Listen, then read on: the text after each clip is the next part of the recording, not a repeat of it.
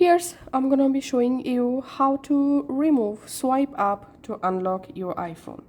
So if you want to unlock or open your iPhone without this swipe up, all you have to need, unlock your iPhone first of all, then open the shortcuts app, and now we will create a new shortcut. So tap on this plus icon. In here you have to search for home and add this go to home screen shortcut. Once it's added, tap this back icon and we can see go to home screen shortcuts has been successfully created. Now we will connect this go to home screen shortcut with our action button. To do that, you have to go to your settings. In settings, scroll down and tap on action button. In here you have to slide and you have to select here shortcuts.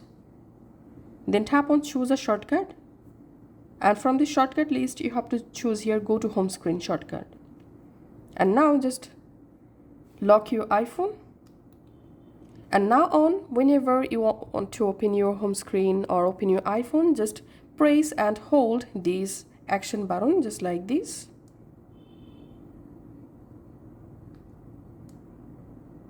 And after verifying your Face ID, your iPhone will be automatically unlocked and you directly jump into your home screen. So that's how you can actually do it. Thanks for watching.